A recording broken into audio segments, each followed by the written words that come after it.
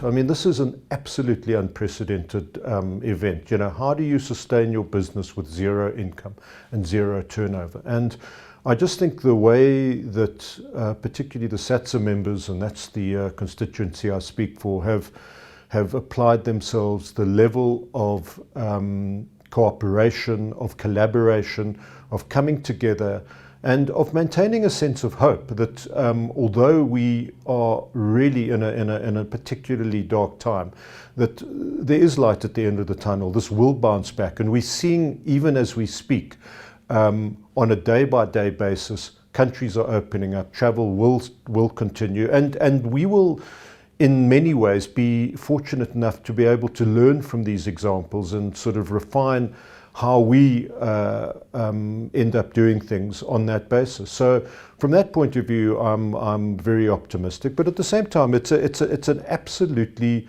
real and dire situation that people find themselves in.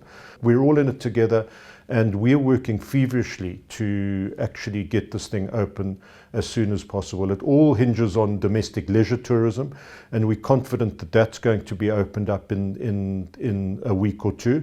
And that's really going to give us a pilot in terms of how tourism occurs in various establishments, be it hotels, guest houses, game lodges, attractions, etc. Well, firstly, this crisis has really thrown us together. There's always been a lot of talk of collaboration and working together, but in practice, very little of that took place.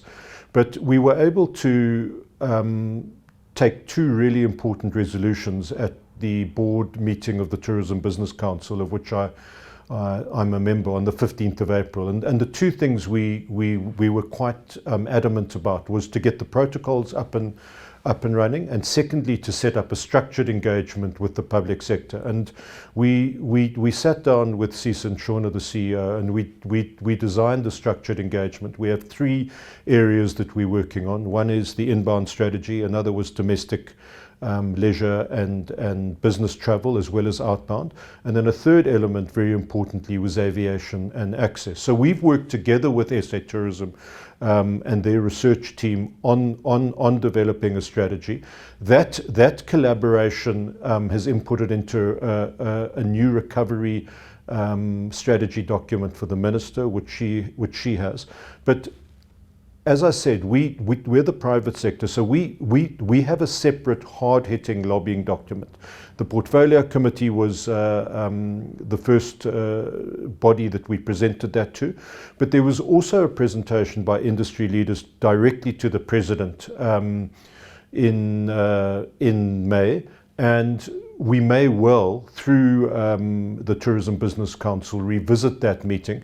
The first meeting really was characterized, as I understand it, as the what. So the industry leaders went in and said, look, this is the situation, it's dire, tourism's important. And the President was incredibly receptive. He said, look, I get it, I understand, this is a key sector. But his challenge to the industry leaders was, give me the how.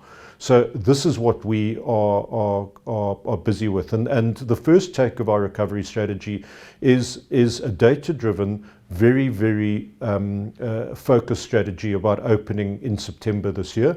But there are learnings, as I say, that take place on a daily basis. So we're refining that. So this morning, Germany basically published that it had struck deals with 29 countries that it could send Germans to.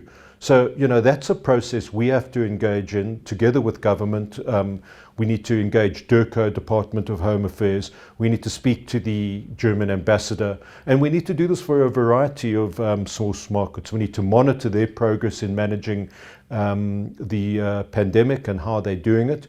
And best practice pops up in a variety of sources. Sri Lanka put out an incredibly simple, practical set. It's a 2-page set of very simple protocols that just says, if you want to come to Sri Lanka, this is how it will happen. And, you know, that's what tourists want. They want something that gives them a confidence that this issues around COVID and the way protocols and everything are in place will be handled. But they don't want that to be in a sense far too onerous that it sort of detracts from having a holiday, and so it's a fine balance that has to be struck. But as I say, there's amazing best practice being crafted every day, and we'll be feeding off that as we go forward.